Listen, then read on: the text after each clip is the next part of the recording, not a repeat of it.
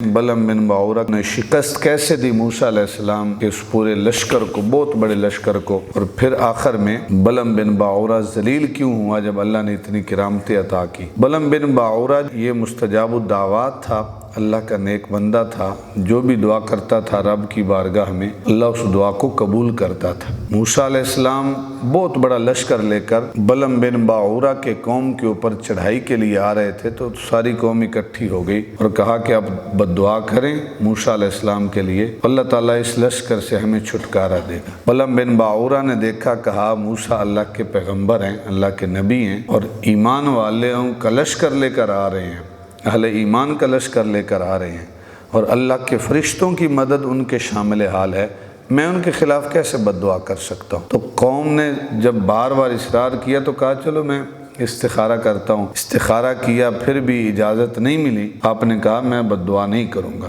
تو قوم نے پھر تحفے تحائف دیے، دنیاوی لالچ دیا۔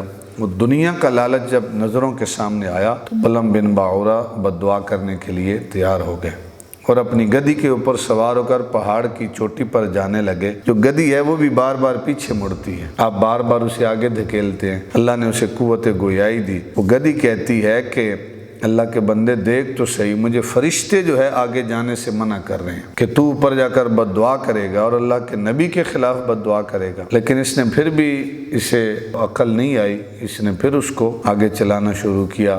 جب پہاڑ کی چوٹی پہ پہنچے تو بد دعا کر رہا ہے موسیٰ کی قوم کے خلاف، لیکن زبان سے اپنی قوم کے خلاف نکل رہی ہے۔ قوم والوں نے کہا کہ بھئی تم نے تو دعا موسیٰ کے خلاف کرنی تھی، تم اپنے خلاف دعا کر رہے ہو۔ اس نے کہا کہ میں کوشش کر رہا ہوں کہ میری زبان پہ موسیٰ کی قوم کا نام ہو، بنی اسرائیل کا نام ہو، لیکن نہ چاہتے ہوئے میری زبان پر اپنی قوم کا نام آ جاتا ہے۔ تو جب بد دعا کی، اللہ رب العزت نے اسی وقت ان تحمل علیہ یلہس او تترکہ یلہس، کچھ لوگ ہوتے ہیں جن کی یہ خاصیت ہوتی ہے کہ آپ انہیں کچھ نہ بھی کہیں پھر بھی وہ آپ کے خلاف ہر لمحے شروع ہوں گے، اور اگر چھیڑ دیں تو پھر تو ان کا مشغلہ خاص یہی ہے کہ کچھ نہ کچھ انہوں نے آپ کے خلاف بننا ہے۔ وہی کیفیت بلم بن باعورہ کی زبان لٹک کر باہر آ گئی، اور بلم بن باعورہ نے کہا کہ آپ نے مجھے دنیا اور آخرت میں ذلیل و رسوا کر دیا ہے۔